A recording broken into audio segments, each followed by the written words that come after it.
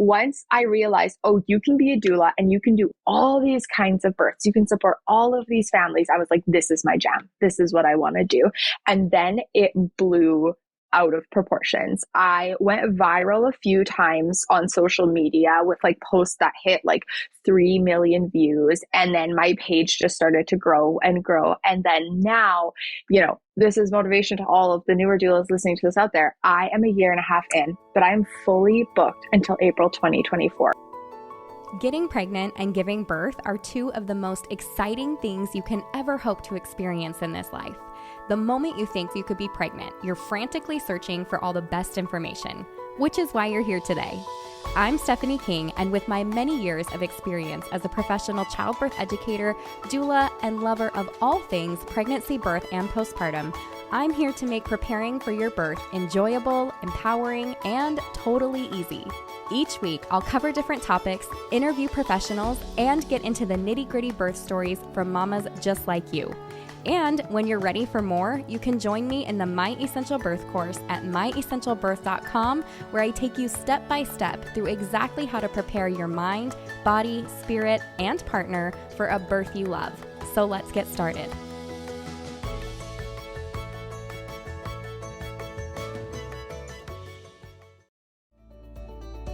It's time. The My Essential Birth Postpartum course is here. Whether you're pregnant, just got baby home, or weeks and months into postpartum, this is the course for you. No more wondering what's normal for your body postpartum, if baby's eating or pooping enough, or how to get a good latch. You now have an all-in-one resource where you can click a topic and get the answer. Learn more at myessentialbirth.com/postpartum and add it onto the My Essential Birth course for even less when you bundle them at checkout. Already in the course? Check your student library and add the course for the same discount. I can't wait to support you on your postpartum journey. Welcome back to this week's podcast, and the reviewer of the week is Murphy MLW. She says, game changer for a first birth. So happy to have found this podcast. I found My Essential Birth at the end of my first trimester.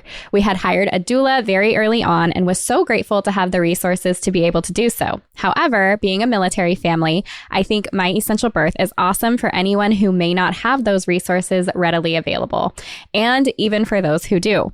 Had we found My Essential Birth earlier on, we probably would have done both. I found so much comfort in this podcast the last few weeks, currently 38 weeks and ready. Any last minute fears, questions, concerns, or things I hadn't even thought of were addressed in these podcasts. I listen to them on my walks or while driving to work and have tried many podcasts throughout my pregnancy, but only truly enjoyed this one. I love that it is so real, provides non-biased information, and personal stories that are so relatable. As someone who enjoys structure and controlled chaos, pregnancy is not that, and I believe knowledge is power. My NP even said the other day, you know what you're talking about, so I am not worried about you wanting to make your own decisions. Would love to provide an update when my dude arrives and would be happy to share my story on the other side. Thank you so much. Thank you for your review. And I love that quote. You know what you're talking about, so I'm not worried about you making your own decisions. I think that would be the goal for every mom that is listening, to have your provider be like, yep, you know what, these decisions, this is all in your hands. I'm here to help you navigate if you need it. But that's it. That would be amazing. So congratulations. Looks like you'll be having that baby any day. Honestly, by the time this is read, your baby will be a couple months old. So that's really exciting, and congratulations. I'm super excited for today's episode because I have with me Grace. I'm going to let her introduce herself, but I love having doulas on the podcast, and I don't think I've had one for a while. So Grace, introduce yourself. Tell us a little bit about the work you do, how you got into it, all of that fun stuff. Hello. Thank you so much for having me on your podcast. This is the first podcast I've recorded outside of my own birth story, and I'm so excited to be here now as a doula to share. So my name's Grace. I am a birth and postpartum doula in Edmonton, Alberta in Canada. I became a doula only a year and a half ago, and it has absolutely blown up for me, and it is something that I do full-time now.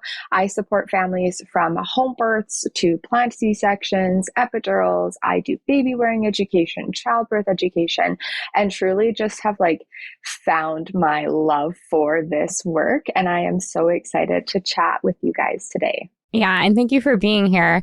I want to start with how you got into this work, because you said a year and a half. So this is a recent thing for you. What does that look like? Yeah, absolutely. I truly didn't even know what a doula was until I was 37 weeks pregnant with my son. And I was a younger mom. We were visiting family, and it was my partner's cousin. And she was like, no, I'm going to get you guys a doula. Like, you need a doula for sure.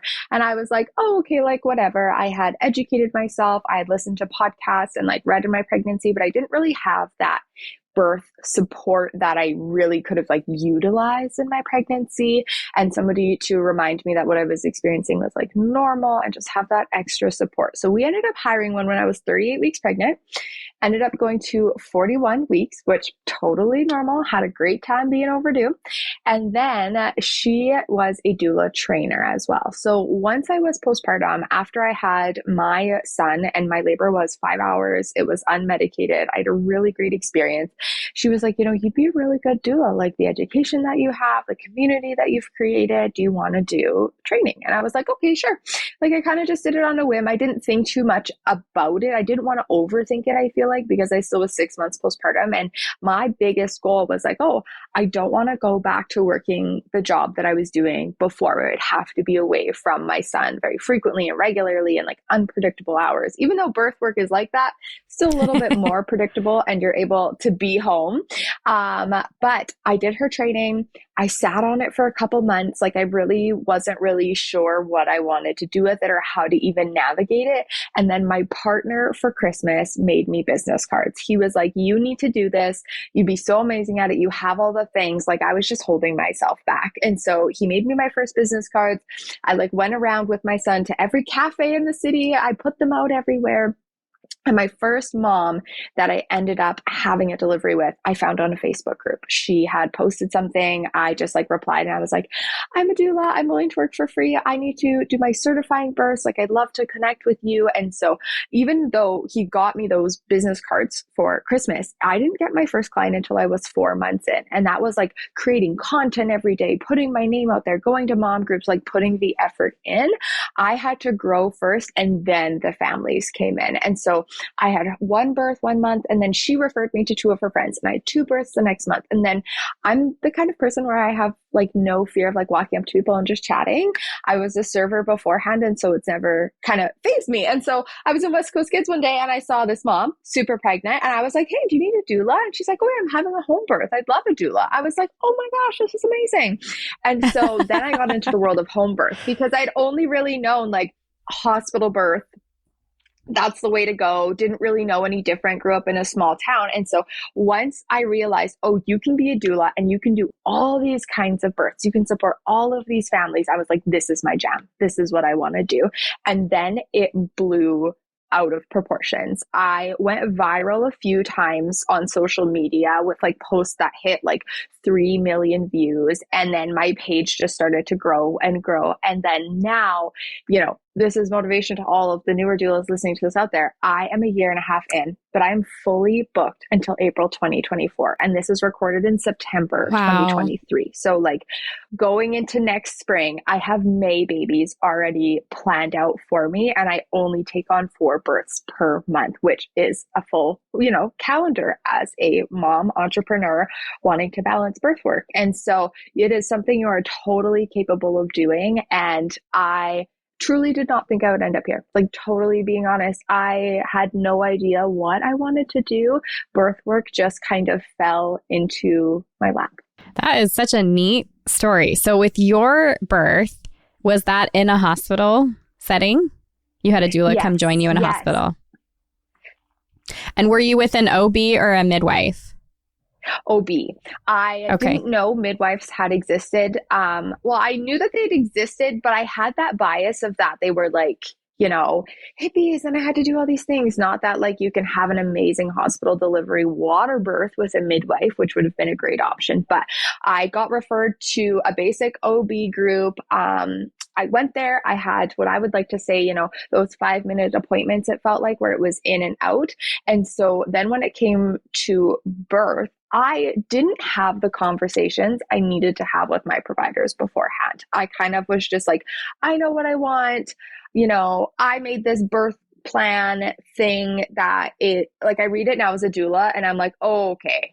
We needed that extra step of education to be able to actually use this document. But when it came to my labor, it was a hospital that was 30 minutes away. My waters ruptured spontaneously. I did the typical pregnant woman, when you hop out of bed and you crunch yourself out, and it movie scene gushed everywhere, all over the place. And then my contractions started 10 minutes later, and they were 3 minutes apart, right after that, and were continuous. And so when I arrived to the hospital, because it was still the pandemic time, I puked one time because I ate Kraft dinner for lunch that day. And if you've ever given birth, Kraft dinner is probably not the best thing to have in your system. And so they put me on isolation because they're like, oh, you might be sick, you might be contagious. I was like, no, I'm in labor. Everybody pukes in labor. So They actually didn't even let my doula in until 10 minutes before my son was born.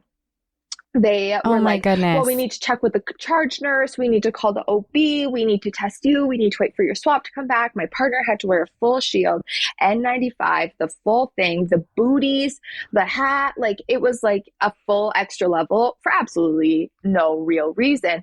But it worked out where I got into my labor and delivery room, and because they were busy, there was 11 babies and 3 sets of twins born that day. I just locked myself in the bathroom with the shower, and my partner and my doula was texting my partner, just keep her calm, keep her chill, keep her by herself.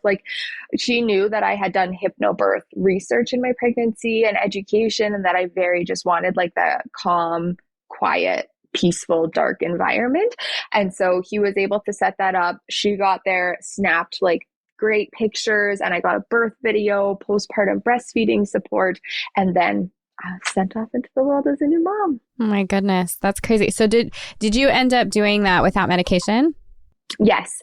I used nitrous oxide the last 10 minutes. My doula advocated for me to get some, but otherwise didn't take anything else. Just the shower and breath work was the really big thing. I practiced all throughout my pregnancy, 5 minutes a day in the morning, hands on your belly. And then so I should have realized this, I didn't have the education or the training to realize this, but the morning I went into labor, I woke up at 4 a.m. and I was having contractions, waves, I would say. But because I did the hypnobirth practice, I instantly just sat on my ball and kind of disassociated. I drank a cup of tea. I sat in the sun. I didn't even register that they were contractions, to the point where I fell back asleep on the couch. And then I just lived my life throughout my day. So if I had known what to expect in early labor, I would have realized, things were going to happen. I repacked my hospital bag that day. I washed my baseboards. I cleaned my bed sheets. There was so much stuff happening.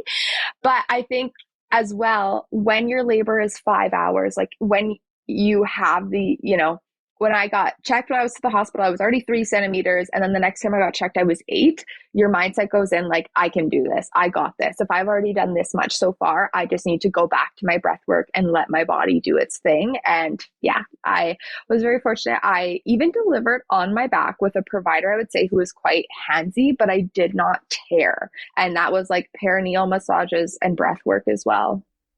That's amazing. So at what point, how many weeks were you when you picked up that doula, when you had a doula for your birth? 38. Okay, we went that's on right. call the day that I hired her. Oh my goodness, that's nuts. That's so cool. Okay, so you have this tiny experience, which probably holds a great weight, obviously. You had mentioned, though, that your doula said you'd be great at this work because of your education and training. Tell me what your education and training was prior to this.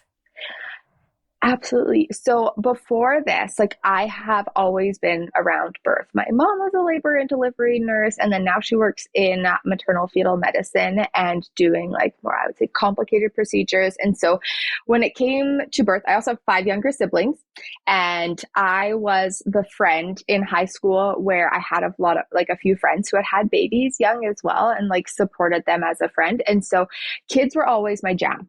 So when I graduated high school, I started to go into nursing work, and I ended up working in a long-term care facility with people who have Alzheimer's and dementia or like progressive diseases, which you would think like, how does that relate to birth work? Well, death work and birth work, they go hand in hand. And that work taught me compassion. It taught me, medicine as well, working with providers, working with doctors, nurses, education, and gave me like kind of like, I would say, a step forward when walking into a hospital because I felt way more confident and prepared to be in that environment. And then on top of that, I was a nanny for a few years as well to a family that now that I know, they were crunchy. Like I didn't know at the time. I was like, you guys are so crazy. Like you had a midwife, you had a birth center birth, you're like only doing certain things. But I didn't realize that this mom, like she is still so close to me and one of my biggest inspirations because she taught me how to be a good mother and navigate parenting and like do it like a healthier, holistic way. And she implanted into my mind that like birth is normal. Women don't need medication. You can have a water birth, do all these things. And because I met her when I was 18 as well, she was like, I feel like my first true influence to unmedicated physiological birth. And she also gave me a lot of education over the time that I worked with her. So it was like a mix of my mom teaching me all the medicine things that I've needed to learn over time, then the nannying care, the death work as well. And then going into the pandemic, I also worked in some long-term care facilities and doing one-on-one end-of-life care. And then there was a family there with a girl and she ended up pregnant, and I ended up kind of like talking to her and connecting with her through her whole pregnancy and like pandemic journey and birth journey. And I remember she had mentioned to me that she was thinking about a doula, but it never clicked into my mind. It was just proof that it had like, these experiences I was going through in life, they were all coming together for this bigger purpose at the very end. Yeah, as I'm listening to you talk about this, it's like I can totally see just like the hand of God in your life. Like, here you go, head this way. That's so neat. Exactly.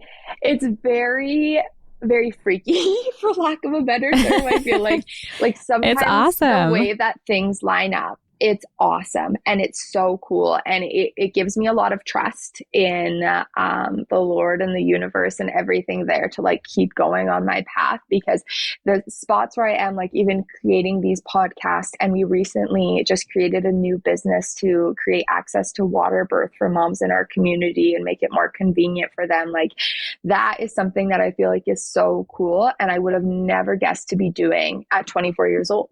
That's amazing. Grace, you're an inspiration. I'm like super glad that you have fallen into or been led into this work and that you're spreading it all over. That's like really, really cool. Okay, talk to me a little bit about the role of a doula. What does that look like for you? Like you attended a couple of births for free. You reached out. What did that feel like those first couple of births where you're like just getting going versus like where you're at now and what that looks like for you today? Oh man, I would say my first couple of births, the anxiety was really up here. Now I am much more prepared. I have systems. I'm organized. I feel confident going into births. But those first few births, I want to say like I did have rose-colored glasses on. I did not know the battle I was going up against in our medical system and the birth world. I did not know how deeply my passion runs for supporting families and how strong of an advocate I can be for them. And I didn't even know what was going to come next, to be honest, and that I would be here today. And so those first few births, I feel like were just me going in there, trusting the mom, trusting the body, trusting my training to guide me. And I got rocked, to be honest. I had a very, very hard few first deliveries, but they gave me connection, they gave me resources, and it proved to me, I have to keep going. I have to keep doing this. There's more that needs to be uncovered. And so I think the role of a doula is what you make of it. Like a doula, the word itself is serving women. We have been serving for so long. I think now it's a little bit more, niched down and people have a general idea, but my goal is to always show up with open hands and an open heart, because I have to work with what people are giving off to me. Some people, they text me like 7 times in their pregnancy. We get together, we have a few conversations, and then in their birth, they need me to just hold their hands and be quiet and offer them sips of water and guide their partner. Versus I have some moms where they're like almost a year postpartum and we still text every day. We talk all the time and we are chatty. We provide resources. We hang out together. And so I think the role is like, as a mother, you have to use this person and use what you make of it. And I find that my support is usually like telling them that like, this is normal.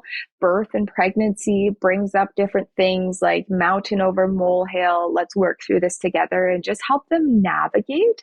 I think that it's showing them they're capable, teaching them about birth, that again, it's normal. Here's different things you can do. Here's how to prepare. Here's how to thrive in postpartum. Like reminding them that they are capable and they're strong and that they have a team. And then when it comes to birth, again, you just show up. And whatever that mom needs, whatever you think of, you do it. And, you know, we don't show up to births and, you know, try and solve problems or change things. You just show up. And if you think that something could be added, like music, essential oil, hip squeezing, combs, hydrotherapy, you offer. If they accept, great. It's a level of coping technique that they can utilize. If not, you step back and you continue to just hold space for them mentally and physically. Like it's truly what you think is best. Like your inner doula intuition will guide you in the moment to how to serve. And there have been moments as a doula, I say, where I'm like, ooh, like I noticed that the music is now disrupting this mom. So that's when you turn it off. It's all trial and error of learning. And those first few births, they were truly just trial and error of communication with providers, communication with my clients, tips and tricks that I needed to navigate. Versus now going into these births, like I feel confident in my families. I'm like, yep, they're prepped, they're ready, they know the vibe, they know how to utilize me, they know their tools, they know their strengths, they know what I'm here for them for, and they are ready to work with their providers, not feel like they have to go up against them. Yeah, I love that. And I can relate to that. I've kind of shared previously that I'm so glad I didn't charge anything for that first birth, because at that point I hadn't taken a training. I was a childbirth educator and I let her know all of that. I'm like, I'm just getting my feet wet. I want to see how I feel about it. I want to, stand by you and whatever you're going through. And I expected to have that intuition built in. And it wasn't. Like, I was like so grateful I had just a couple of tools that I could pull from, because I didn't know exactly what she needed. And it was kind of frustrating. So when you're talking about like doula and intuition, like I think that is something that is a learned skill, that it comes over time. And then you really do get to a place where you're like, I know exactly what's happening here. Like the vibe, like you can feel in the room what needs to happen next, what support mom needs, what support dad needs, even how to like speak to that particular mom and like after a provider has spoken with her or just in whatever situation she's in. So it's pretty special. Even my doula, like you were talking about, like my third baby was the only one I had a doula with, and that baby was born at home. It was my first home birth. And what I thought I was going to need from her, I don't know. But what the most important thing that she like could do for me during that time was to just let me know that I was okay. Like if she wasn't freaking out, then I wasn't freaking out. And if she said it was okay, then it was okay. And the amount of weight that carried, the importance of that role was profound. Like in such a way that my husband is like, if we ever have birth again, like we'll never do it without a doula. Everybody should have a doula. Like this is the best thing in the world. And that, brought me to birth work as well. Cause I'm like, holy cow, if I can do this, anybody can. And I had this experience with this woman. Like I want to be that experience for someone else. So, doula work is sacred and it is very, very special. So it's pretty neat. It is so special. And congratulations on your home birth. That is super exciting and amazing.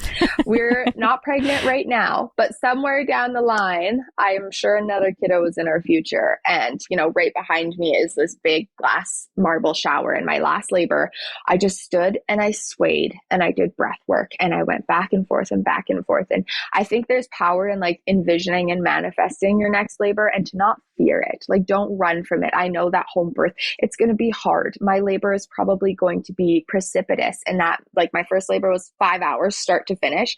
And so precipitous means like that under 3 hours for those listening who don't know. So, we never can guarantee, but with that, I want to work on already softening my body and welcoming it in, and like envisioning those home births. I was trying to think, who is a person that can do that exact same thing for me? Because I won't need the hip squeezes. I won't need the navigation of the medical system. I just need somebody who makes me feel safe, who says, it's okay. And that to me will be like, oh, it's okay. Like, if she's okay, I'm okay. And I had a labor like that recently as well, where the mom made a lot of eye contact with me. And she was like looking at me being like, Grace, like, I don't know if I can do this. And I looked at her and I said, you are doing this and you're going to do it. And she was like, okay. And like, just continue to do it. Yeah. No problem. And so that's where it's kind of cool. Like, your role sometimes is flipping positions and talking a lot and doing all these things. But sometimes it's literally just saying, you're okay. You got this. Keep going. Yep. Don't forget to soften your jaw, and offer them a sip of water or apple juice, and repeat that for 8 hours. Right. It's so true. It is so true. I know we talked about this a little bit, like on our like pre-podcast call, but you talked about, I wanted to hear, and so that other people listening can hear, because I know there's a lot of women here listening from Canada, and we have several in our birth course as well. But what does the medical system in Canada look like regarding birth? And you had kind of like talked about this just a touch at the beginning of the podcast too, but there is a system. We have the same issue in the United States, but what does that look like for you guys in Canada?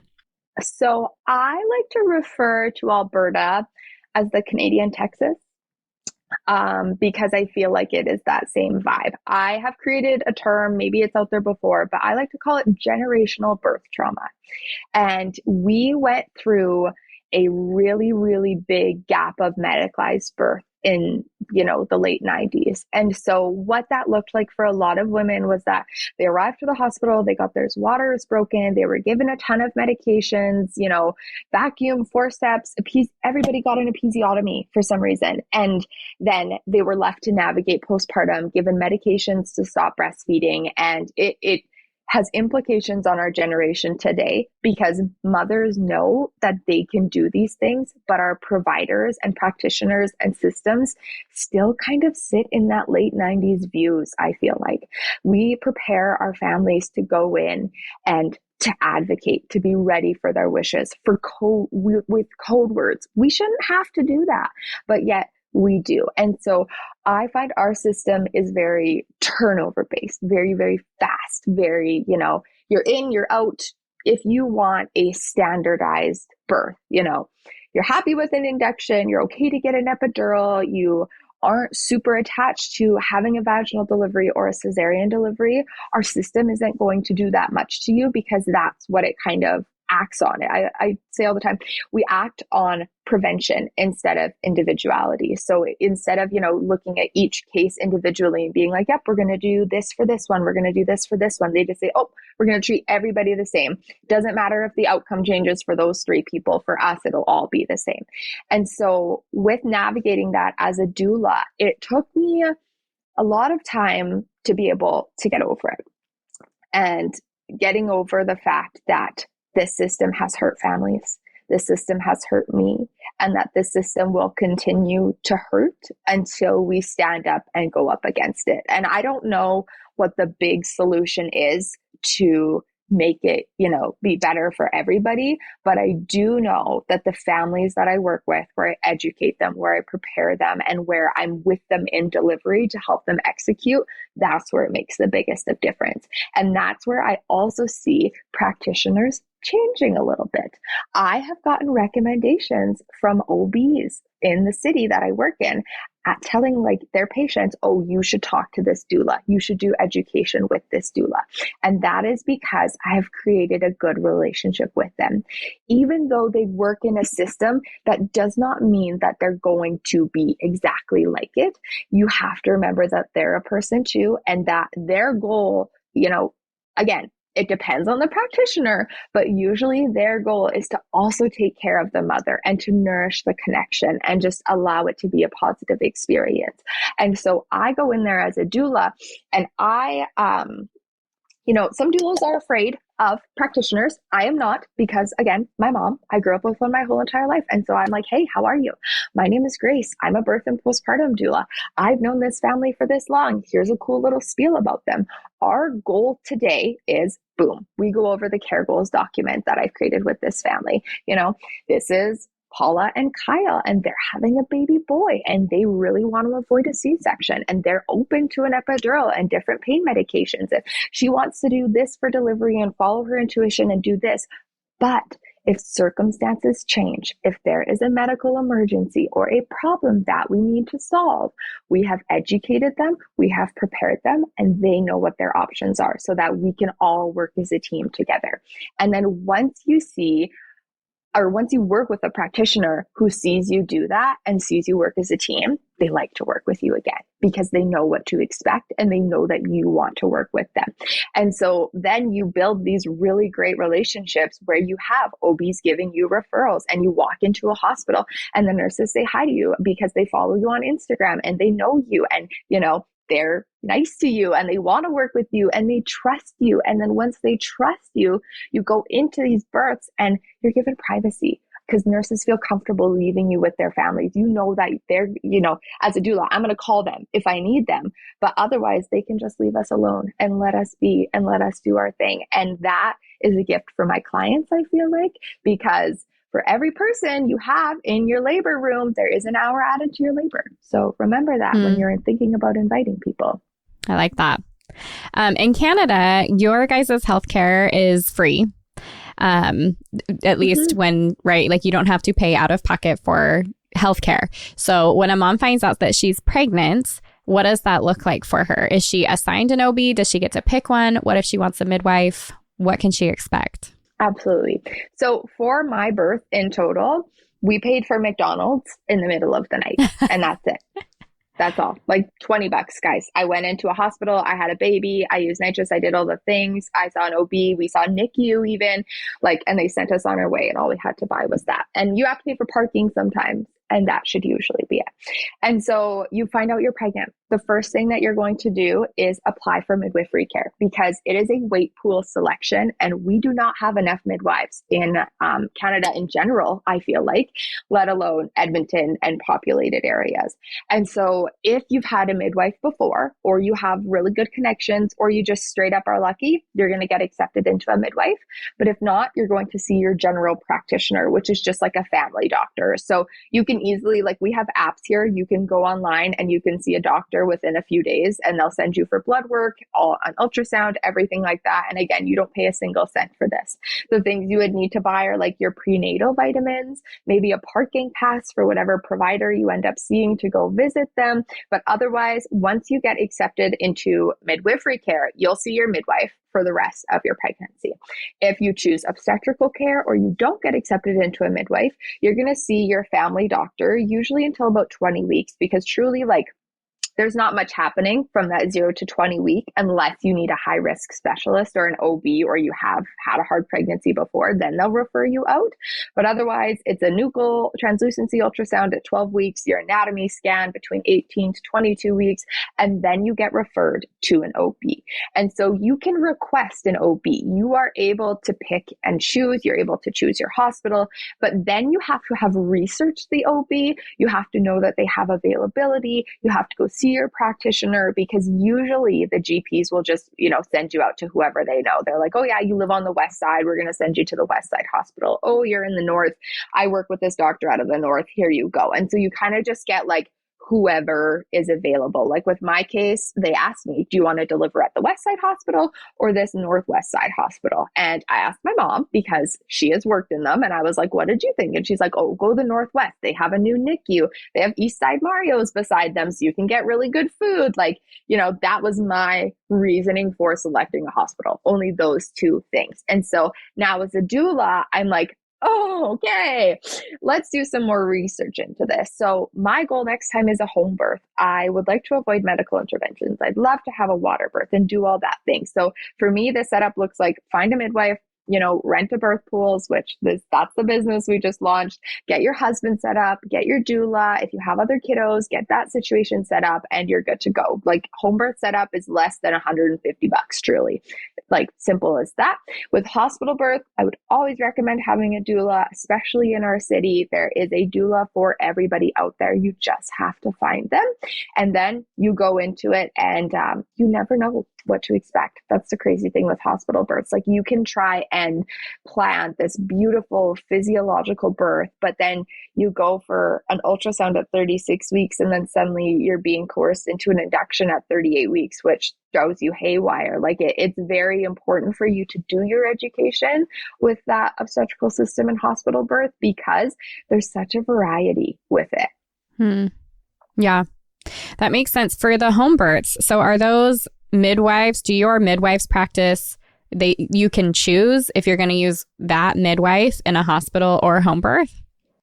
It kind of depends on the midwife themselves. So once you get selected, like all of our midwives here, we have some birth keepers, but all of our midwives are regulated midwives and they all work in teams. So there's either like 2 of them, 6 of them, or 8 of them. And so you have a primary midwife that you'll see first, and you're able to select, out of all of the options of the ones in the city. But if somebody accepts you, you're going to just take it because it's slim chances of getting accepted sometimes, like especially if you're having a baby in the summertime. That is so hard to get a midwife. Like the moment you pee on a stick, you have to apply or somehow get in connection with one. And so when it comes to navigating home birth, once you go into labor, that one midwife is going to come. They're going to check on you. They handle all the medical things, all the vitals, anything like that. And then once we hit that like transition-y stage, pushing stage, they then call a backup midwife. And that may be the second person on their team. It could be somebody out of the larger collective that they work with, but that is your baby midwife. So in the delivery, you have a midwife who's there for mom. If mom needs any help, they are trained, they are ready, they are prepped, they have all the equipment that the hospital would have to help you in that emergency scenario. And then you have your backup midwife, your baby midwife. So if baby needs any help or any support, somebody is there, they're able to navigate and help. And then another midwife's there for mom if needed. So you're not ever put in a situation where, you need 4 hands and you only have 2. The teams are so prepped. They're so ready. They show up with like 6 giant hockey bags of equipment and they set up your whole entire dinner table full of stuff in case of an emergency situation. So they are truly like, I think the best option for connected care. If you want like a personalized one-on-one beautiful experience in your home or in a birth center or having a water birth at our community hospital, the Royal Alexandra, the Lois Hole. It's a hospital for women. You can have a water birth with a midwife there with a birth pool. And once women realize this, they really have adapted to that. I have a lot of births like that because yes, there is peace of mind of having that hospital there if you need it or want it or have to utilize it for any reason, but then you can still attempt, plan, and execute that physiological water birth while in the environment. And the best part of midwifery, if you're good and baby's good after birth, you guys get to go home. There is no postpartum stay because it's shared rooms here. So you and another family are sharing a bathroom, navigating that first 48 hours postpartum together with a curtain in between you guys. With midwifery, you go home like 3 to 4 hours after. You're back in your own bed. We tuck you in. You're all good to go with your baby. And you get to skip that whole little chaotic postpartum experience. So is it the same for women in Canada as it is in the US where you have a baby? Since these are the same midwives that would be in hospital or at home, we don't see anybody for the first 6 weeks. Do these midwives or even OBs, just out of curiosity, do they check in with these women prior to 6 weeks? And what does that look like? Or do you find that that's a gap that you're filling as well? Oh, the American moms who are going to listen to this are going to be so sad to hear this, but guess what? Midwives do home visits for the first 2 weeks postpartum. So your 2 days postpartum, 1 day postpartum, they come to your house. They weigh baby, they do all the checks, they check on you. There is no leaving your house for that little bit postpartum, having to go to a clinic or do anything, because that is a huge gap that I see. And that was a motivation for me to become a doula as well, because that's where I got failed. I had an extremely hard postpartum with my son navigating breastfeeding because of tongue, lip, and cheek ties. And so with that, like, my first appointment that I saw with my doctor was like, oh yeah, you look good. Baby looks good. They don't have any ties. They did. Oh, well, breastfeeding's hard. You can get a nipple shield. Here's a referral to a breastfeeding clinic that I didn't get in for 6 weeks. Breastfeeding is like, I feel like you have to take it day by day in that first little bit postpartum. Yeah. And our healthcare system is just like, nope, like you can wait your typical 4 to 6 weeks for an appointment. But midwifery care, they're in your home. They're helping you out. They have referrals, same with doulas, but to private lactation consultants who also come to your home. And so the care gap is huge, because like I've had one mom where she had a C-section where we had some lasting effects after. She got one visit when she was 6 weeks. She said it was 10 minutes and that they didn't even help her address her problems. But the referrals that I got her to pelvic floor physio, chiropractic, regular physiotherapy, and then postpartum mental health support, that took us way farther. That's awesome. Yeah. Doulas are a wealth of information, especially for your local community. And you do fill a massive gap. So it's an incredible thing.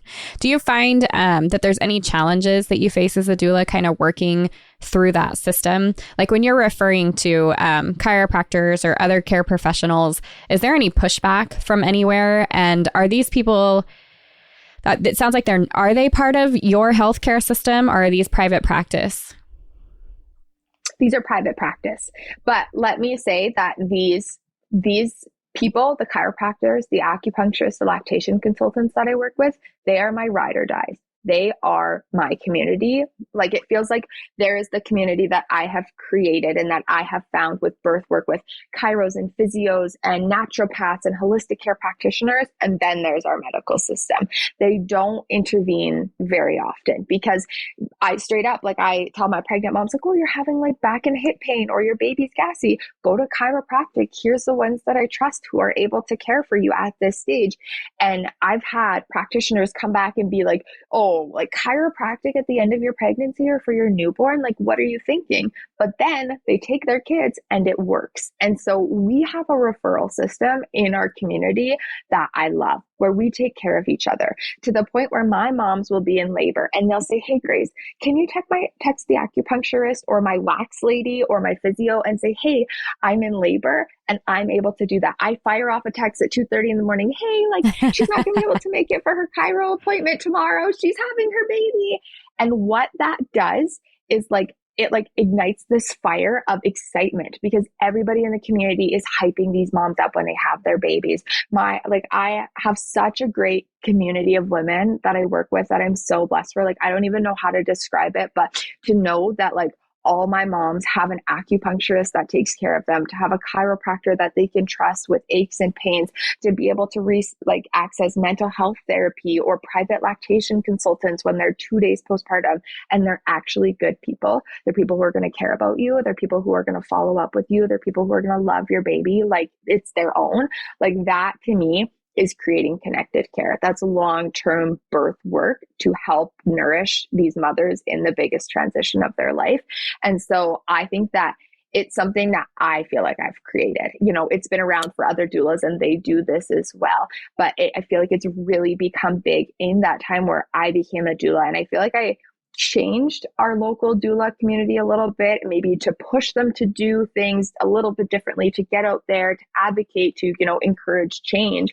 And because of that, I've watched the impacts of the mothers, and also watching the amount of new doulas come through the door that are inspired by me and now changing other mothers' lives, and like the little impact from there. Like, that's where I feel like maybe I'm truly putting in that work against the system, because I think it's more than just me who's been putting in work now. I feel like, in a sense, I have inspired other women to do the same, to change it, and to step out of that basic boundary of birth and take their power back. Yeah, it sounds like you have. And what I love about doulas, and specifically what you're talking about with care, is you're able to bridge that gap. Like, you are the bridge between the system and everything else. And so when mothers are reaching out to you or you're able to have conversations with them about their care, they don't have to feel crazy for asking certain questions that the OBs or that medical system might say, like, why are you doing that? Like you mentioned the chiropractic care, like that's not going to work. And they go home thinking, oh, shoot, like, maybe it's not. Having somebody to talk to that's like, actually, it does. And there's a great person here. And I have, all of this experience with it. And why don't you give it a try? Just to know you're not crazy, I think is a big thing. But then having somebody that is like so resourceful and building that community for women so that they feel safe in every direction is, it's huge. It's everything. It's all that I want. And like that, again, that's my motivation I was that young mom who went through the system with your very typical 5-minute appointments, no information, no resources. They're like, you're fine. Baby's good. They're good. Like the first time I got asked, what kind of birth do you want to have? Was when I was planning my induction with a new provider that I had never met before. And then to her, like she was still amazing though. And she was the doctor that I really wanted to have for delivery because she listened to me. She went through my care goals. She was happy to let me do, what I had researched on my pregnancy and wanted to do. Was it the practitioner I ended up having at delivery? Unfortunately not. But that's where I realized, okay, that's where I think some families get failed as well, is that they see one provider their whole entire pregnancy. And our healthcare system works in an on-call system where you can't ever guarantee that that doctor is going to be there. Versus with midwifery care, that your midwife's going to be there, or that, again, another trusted, like-minded, trained individual that's similar and probably wants the same thing as you is going to be. Versus where I've had clients where they meet this one doctor their whole entire pregnancy. They plan this whole beautiful thing. And then 3 weeks before they're like, oh yeah, just so I'm going to Maui at when you're due. Right. So you'll just have whoever's there. I'm not even joking. That was a real story. And then my poor little anxious mom has this whole freak out of now I have to meet a new doctor who doesn't know my wishes, doesn't know me, doesn't know my partner, doesn't know my doula. Having to navigate that all is stress that they don't need at the end of their pregnancy. And so a doula really mends that gap. It gives them the guarantee of, yes, this person who I know, who knows my wishes, knows my husband, knows our vibe, knows our baby, is going to be at our birth and to help us have those hard conversations in case we end up with a practitioner that we have never seen before. Yeah. It's such a good thing that you are doing. Doulas are so important and so needed. I'm just going to assume out loud that at some point you're going to be a midwife. I'm just throwing that out there, Grace, because I just see it in you and I feel the passion and I'm like, that only leads one place in my opinion. But okay, for women that are listening, as far as specifically Canadian women, I want to speak to them for a moment or have you speak to them. If they are looking to have a low intervention, unmedicated experience, because I find that a lot. What does that look like for them? What's the best advice you would have for someone in that situation? Know you're capable. You just got to find the right team and learn how to use your power. The first step is reading, research and books from the book, Why Did No One Tell Me This? That's a great resource for first-time parents that is off Amazon.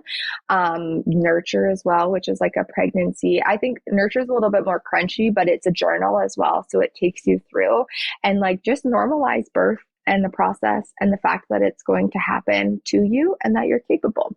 And then from there, you hire a doula to be on your team, especially if you're a first-time parent, and not even for you, but for your partner, because they need it. Trust me, they need that extra little bit of handholding and guidance and education and preparation. And childbirth education, that is the most crucial thing that you can do. It is not going to be a waste of money to spend a good chunk on childbirth education for you both, not just you, your partner, because you are going to be moaning and growling and breathing. You don't have time to explain that you would prefer not to have an IV unless it's absolutely needed, but your partner can say that. Your doula can point to your care goals and ask you a question, hey, you said you wanted to avoid IV fluids unless it's absolutely necessary or you're needing Pitocin. Is this still true? All you have to say is yes or no. But we set you up for success with that childbirth education. And that's your education for life.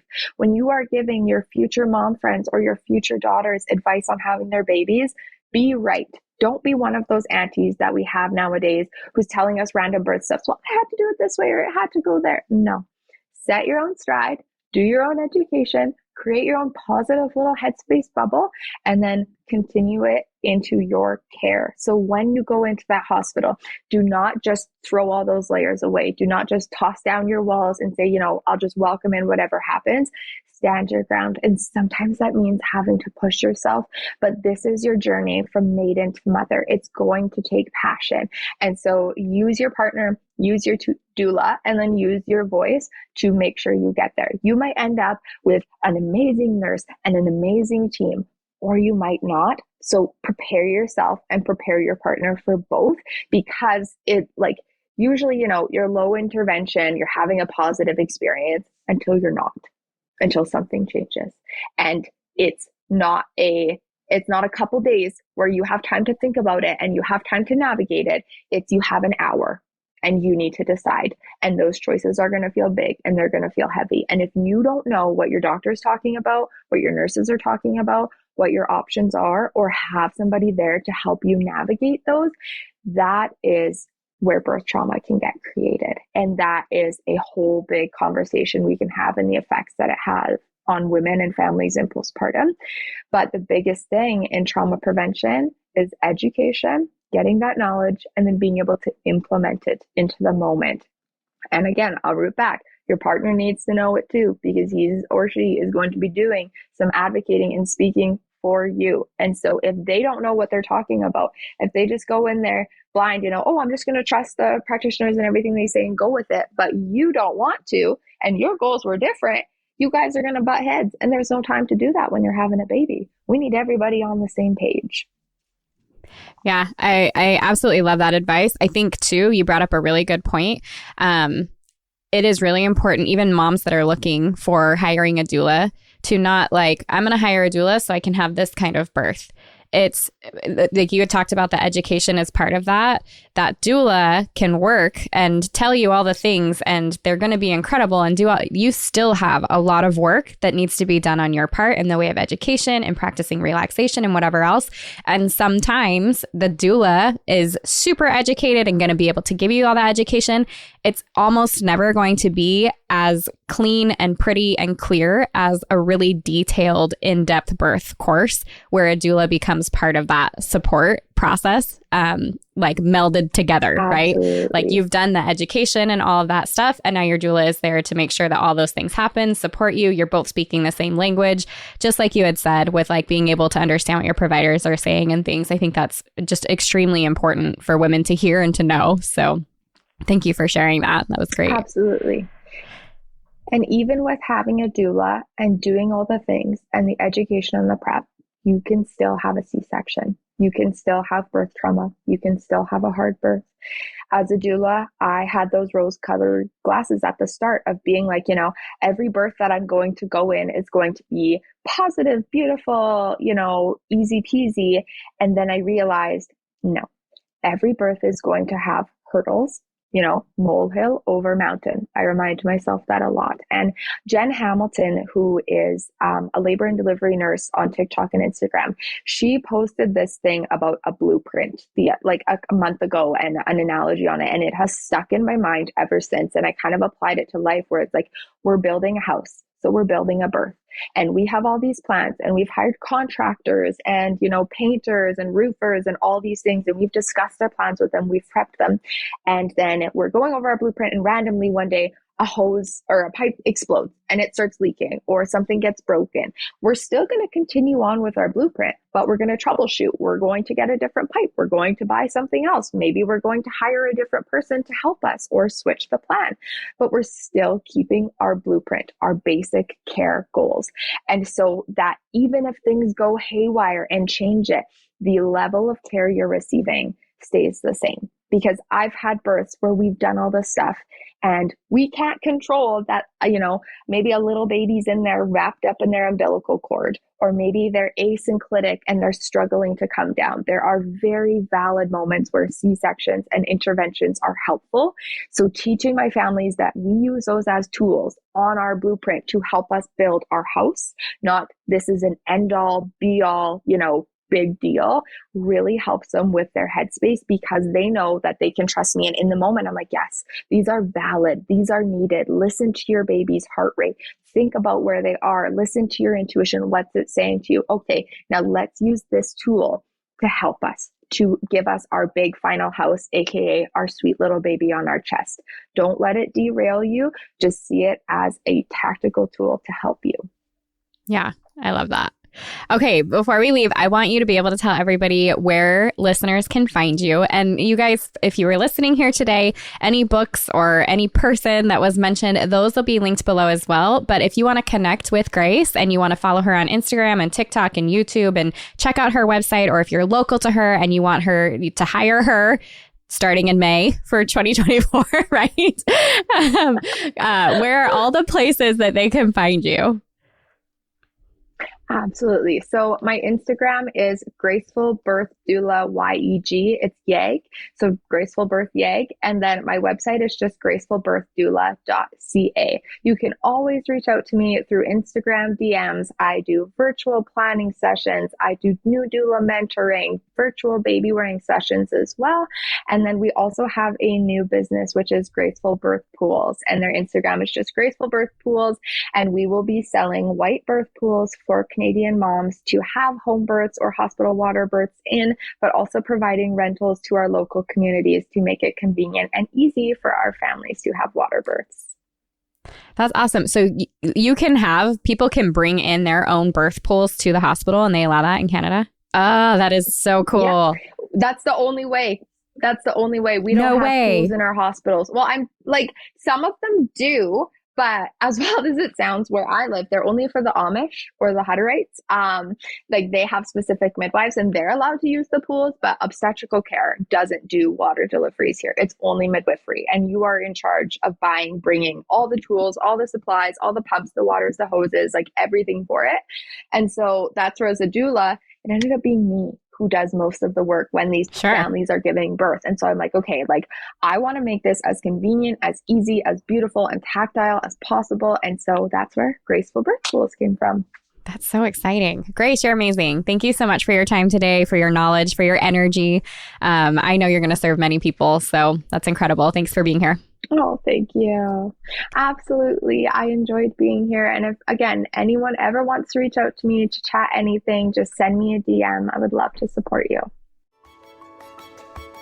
If you loved what you heard today, the very best way to support this podcast and help other moms to find it is to leave a quick review.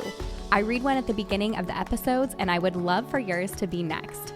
And if you're ready for even more pregnancy, birth, and postpartum goodness, come join me in the My Essential Birth course at myessentialbirth.com, where I will hold your hand and walk you through pregnancy and birth step by step so you're totally prepared for a birth you'll love. See you next week.